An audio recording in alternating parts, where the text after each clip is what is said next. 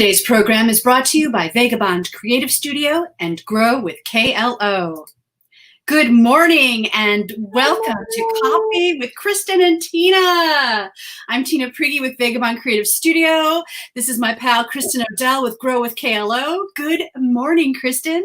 Good morning. I grabbed my Packer cup because we got a Packer win last night. Woohoo! Does that make them 5-0? No, it makes them, I think, 4-0. Oh, okay. Always the But opposite. it's still great. That is great. Yeah. Hey, I love your t-shirt. Give everybody a good look. That is such a cool message. It says, do good. I found this shirt when we were in Labor Day. Not enough coffee at this morning. Quick, take a drink. When we were in Door County over Labor Day. And I just loved it because I feel like every day we have a choice to do good things and be positive, or we have a choice to be curmudgeon-y. And so I'm choosing to do good things and not be that, to be positive. So that is a great do good today. Do good. Do good. Hey, speaking of like Door County and stepping out into the world each day, Kristin, I have been gobsmacked by how beautiful the changing leaves are. The colors have just been phenomenal. Yeah, I feel like it just started really changing here. I don't know what you think, but I've noticed some trees kind of in that really beautiful red and orange. Yeah, and it's amazing because they're all mixed together. So it's not just that they go from green to all red, but yeah, it's that mixture of the red, the green, the yellow, sometimes all in the same tree. So absolutely gobsmacked. Okay, Tina, for our viewers, give us the official definition of gobsmacked. Gobsmacked is like utterly astonished or astounded. Something awesome. Something that, just makes your jaw drop. Oh my gosh. Let's have that be the word of the day. Gobsmacked. I'm going to see if I can get my kids to use that in proper context today. Yeah. Can you think of something? Do you have an example of something that's made you gobsmacked? That's a good question. I should have had something prepared. I knew this was the word of the day. Well, I didn't give you that much preparation about it, but. Oh, good morning, Risa. The quote, do good, be good. It's that simple. Yeah, I agree with that. Love it. Do good. So viewers, let's see if you've got an example of a statement using gobsmacked. Go ahead and put it in the chat. I do know that there is something, Kristin, that you've done that's made me gobsmacked. Let's take a quick look and then talk about this. And okay. Viewers, I think you're going to be gobsmacked too. Check this out. Nice. Great job. That was amazing. That was Kristin. That was you. That was. Tell us how much weight you were lifting there. In the first one where I have shorts on, I think it was 105 or 115, probably 105. And then the deadlift was 215 pounds. Which you guys, I did not know that's how much weight is on there. So I was a little gobsmacked myself when I got done. Those videos were taken a couple of weeks ago. We were doing some max outs at the gym, and I had not ever gone through that before because I'm new to the gym. And so we just kept putting weight on because the idea is to see where you kind of fail out at. So I did not fail out. I stopped after that just because I get worried about hurting myself. And I also don't always have, so we've been talking about this status of mind over matter and believing that you can do something. And I think if somebody had told me prior that there was 215 pounds on that deadlift weight, I would not have believed them, nor would I have thought that I was capable of doing it. But as you see, I did do it. So when they told me how much was on there, I was a little gobsmacked. Gobsmacked. Yeah. So how did you get to that point? I mean, had you been building up to it, or did you just roll up to the gym one day and you were able to do it? I don't think so, right? No, absolutely not. So, I mean, I've been on a fitness journey for probably about 6 years. I think it'll be 6 years in February. And just since this year in January, I really decided to shift gears a little bit with my workout and decided to go to a gym that was more focused on building strength because I want to be strong and I want to keep up with the girls and I want to be able to do everything that they want to do as they get older. And so that really is one of my goals, is to continue building strength and being fit. And so, that product has been really something that's come after, what month are we in now? October. So, really it's been about an 8-month journey just to get to that point. And I have much farther way to go. I've been told that was too easy for me and I should have done more and I'm capable of more. But I need to teach my mind that I'm capable first. And then I know the physical part will be there when I'm ready. I love the fact that you've used this pandemic time to teach yourself that, to train yourself. What an amazing application. Yeah, Doug and I spent a lot of mornings in our garage working out together and running on Silver Creek Road and just trying to be fit. I believe that my immune system will be stronger if I train. And so it's an important thing for us. It's a priority. And it's interesting that you had to not tell your mind how much weight there was to approach it, that it wasn't until after that you figured out what the weight was. Yes. That's a gym technique. Because we want to tell ourselves, oh, that's too much, I can't do that. And it was much easier just to have them keep adding weight on and keep trying.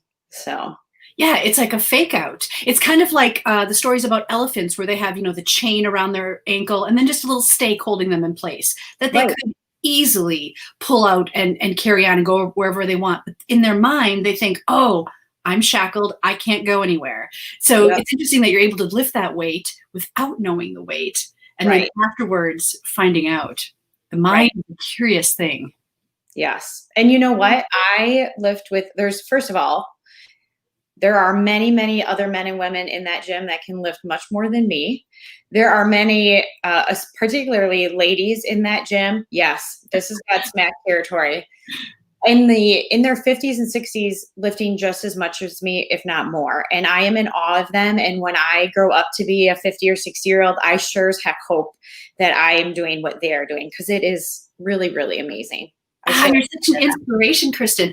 I read a book called Younger Next Year, and that was kind of the whole point, is that if you take care of yourself, if you keep moving, if you stay fit and active, it will actually help kind of reverse that process of aging so it doesn't set in so quickly. Right. There's that old saying that a body in motion stays in motion, right? Or probably not a body, it's probably a thing, but I think it applies, right? We keep moving and keep training, then our body will be capable of continuing to do it. That's awesome. Can we just watch that video clip one more time? I'm just so gobsmacked. Nice. Great job. You just powered through that. That is amazing, Kristin. Come and join me. Come and do it with me. I would love to find out what I'm capable of, but I'm exhausted just watching that video. You're not. It makes you feel really, can I say badass? It makes you feel badass.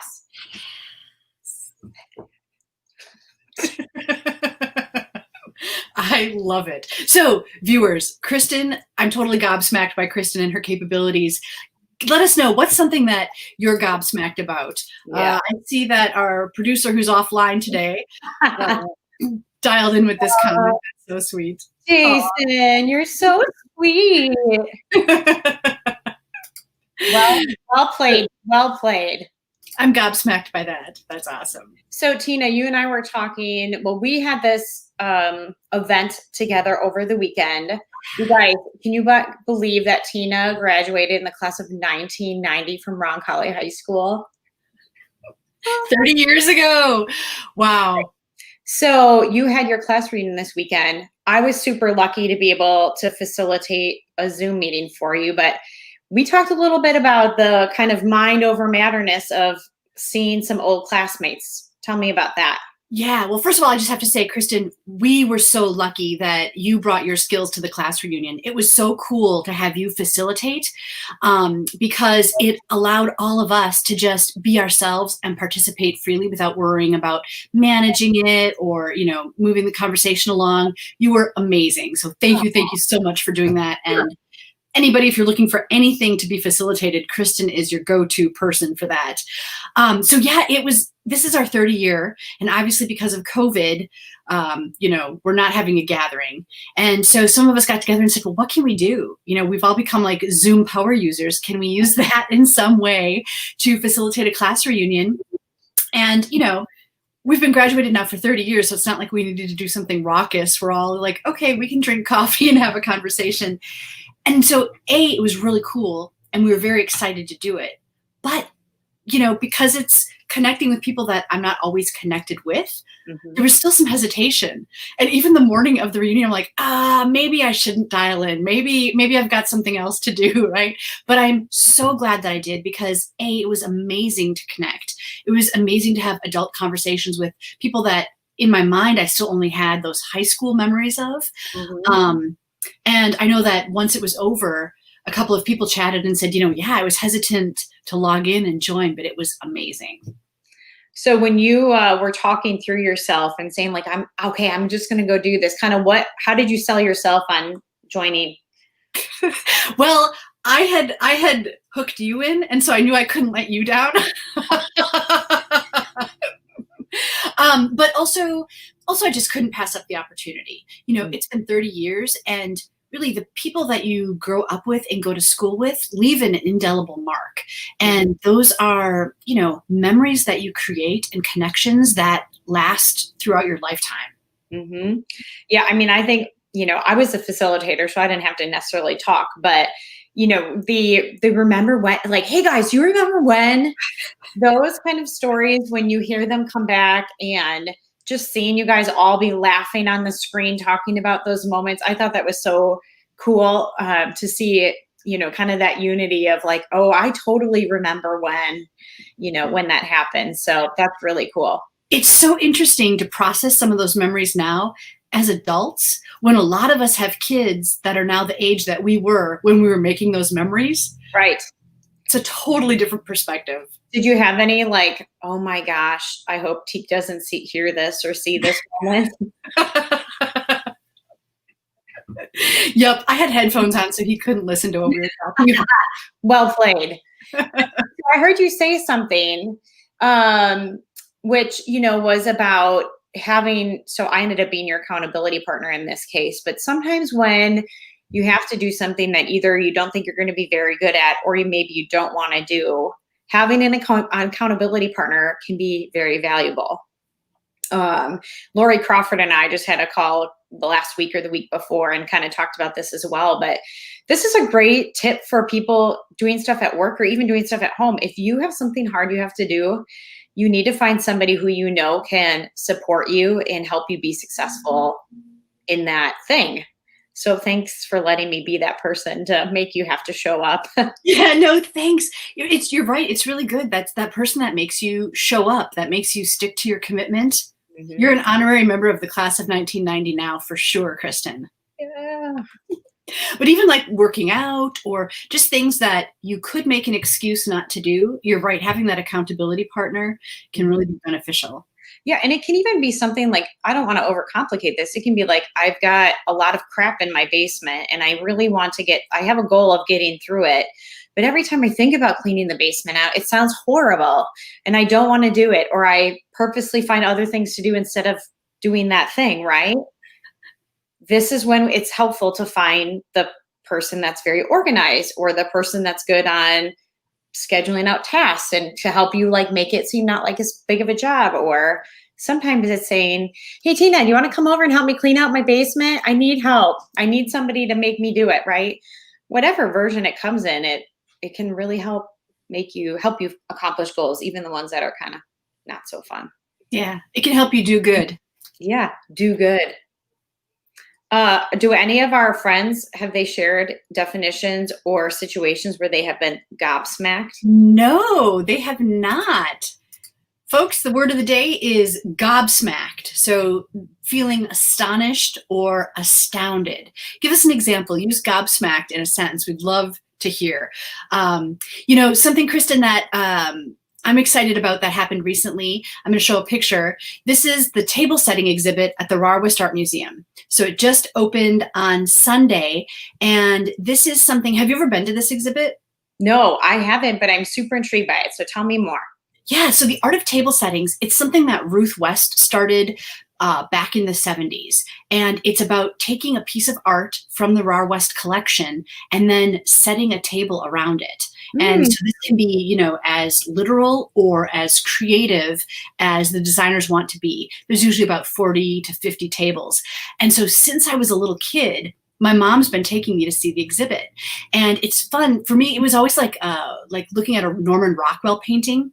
There's what you see, but there's always a little story. If you really study it, there's things on the table or things going on. And that's what the table settings really reminds me of. You get this glimpse of how someone chose to set the table around a work of art. And if you really look, there's often something transpiring, some little story happening. So, since I was a kid, my mom and I would always say, oh, some year we should do it. Oh, some year. And that day has finally arrived. My mom and I did it. And this is our table setting at the West Art Museum. Very good. So first of all, did you get to pick the art piece? Yes. And as a matter of fact, that's what drove our whole theme. So the art that you see on the wall there, it's called Cargo Sunrise. And doesn't that look like it could be Manitowoc? Yes, it does. It completely does. Yeah, it looks like one of the big lake-going vessels that pulls into port at sunrise on Lake Michigan. So we called it Seize the Day. S-E-A-S. Seize the Day. On the coolest guy. Back up. Let's take a closer look at that. Okay, so tell us about, I see obviously these fish in the background, but tell me what's in the little glass. It looks like little glass boats. Yeah, so the theme is obviously nautical, like Lake Michigan nautical. So these plates on the bottom, these metal plates are actually fish. And then there's a crystal boat sitting on top, and it's filled with grapes. There's a little Helms wheel cutting board that has some cheese and croissants on it. There's a book for exploring lighthouses and a map leaving Manitowoc showing the Great Lakes. The fish are meant to look like driftwood that you might find along the lake. These napkins in the glasses have sailboats on them. And then it's hard to see in the picture, but the cutlery actually has fish on the handles. Oh, very cool. So how long have you been developing the idea of this table? Since March. We kind of came up with the idea right when the pandemic started. Okay. Very good. And I also noticed some coolest Coast mugs in that picture. Good eye, Kristin. Good eye. Well played. I like it. So what made this year the right year after so many years? I don't know. And, we decided to do it before the pandemic was even a thing. We just finally said, you know what, let's collaborate this year and do it. And we put our names in and we got selected. And so sometimes it's just about making the decision to do it, right? Showing up. So when you submit your idea, do you have to say this is the painting we want and this is the theme we have, or is it not that articulated? Nope, not until you're chosen. So if they say, oh, yep, you've been selected, then you can take a look at the collection and then it's go time from there. Okay, very cool. So if somebody wants to do this, what do they have to do to participate? Oh, so first of all, it's easy. First of all, you have to put your name in the drawing. And at the West Art Museum, they already have that collection for next year. So if somebody's interested, you just put your name and contact information in. And then if you're selected, you choose a piece of art. If it's from the collection, they'll hang it up for you. And then you just determine how you want that table to go. And literally, there are some that, we chose a circular table. You can have a rectangular table. You can have no table. You can bring in your own table, your own chairs. Really, other than the space limitation that you're allotted, the sky is the limit of the creativity that you can apply to it. So did it in your mind, when you're a creator, so I know you're very talented and very creative. When you developed that idea, did it happen in your mind, or do you need to work on it visually to make it show up? Good question. Because we chose the art first, we knew we loved it and that it represented Manitowoc. It gave us an idea for the general theme. Like we knew we wanted to do Lake Michigan nautical.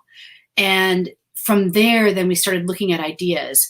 And we had to keep reminding ourselves, we're talking Lake Michigan nautical, right? So all of the cute starfish things that would show up or the cute octopus things, we'd be like, nope, that's not Lake Michigan nautical. Like we had to set that aside and remind ourselves that our focus was, specifically Lake Michigan nautical. So there's lots of cute things that we couldn't include, but it really helped us hone what that vision was. And it was so fun collaborating and, finding the right thing and getting excited and sharing that enjoyment. And really, it was an awesome moment when we put the finishing touches on and stood back. And my mom and I just looked at each other and were like, oh my God, we did this. You totally did it. What a cool experience for your mom to have too. And, certainly something to get excited about and kind of dream about and then see coming to be. Raisa commented that the table setting exhibit is very cool. Thanks, Raisa. It's neat because there are so many other interpretations. There is one setting that has all of these china plates that this family has been collecting for over 50 years. So there's, those like historic glimpses, and it's really worth seeing. Even my teen went, grumbled under protest, but came back and was super excited and hyped up and talking about, oh, I like these, I didn't like these, this is what was cool, this is what, this is what I would do different. It's really interesting for a conversation starter. Very cool.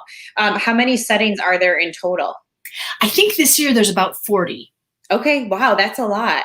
Yeah. So if you wanted to go and look through it, about how long does it take to walk through the whole exhibit? A person could walk through as fast as they want and, in 5 minutes you're done. But to really get the full flavor, I would allow 20, 25 minutes, go totally leisurely. There's no time limit other than the hours that the museum is open. Right. Well, that is so cool. I'm so glad you shared that with all of us, not just me, everybody. Because what a cool accomplishment for you and your mom, and something so special. Like, you guys will always have memories of doing this. Yeah, it's true. Oh, hey, we've got an example of gobsmacked. Raisa, not to steal off Jason, but I'm always gobsmacked by my husband. He is such a good man and is always inspiring me. Nice. For sure. Perfect application of the word. Thanks, Raisa. I love that the couple of examples we have today of gobsmacked, it's because we admire our spouses. That's nice. That is so nice. Love is a good thing. Love is a good thing. All you need is love. I don't even know if that's a real song. I just sing it, Kristin. Yes, it is. It really is a real song? Yeah. Oh, that's too funny. As a matter of fact, that's the song that we walked out to at our wedding. Seriously? Yeah. I had no idea. Yeah. Godsmack that I just sang that, and that was your wedding song. This girl is so cool. Oh, look at that. I'm gobsmacked. I pointed in the right direction. Oh, we did it today. We can never get it quite right. Never get it quite right. You guys, I know we make that look easy, but it is not easy. No matter how hard Tina and I try, most of the time, we cannot get the finger pointing in the right direction. Right. So we have to twist our minds to think backwards when we're on a broadcast. Everything is backwards. Right. Even though it looks forwards. Right. See the text behind me is forwards.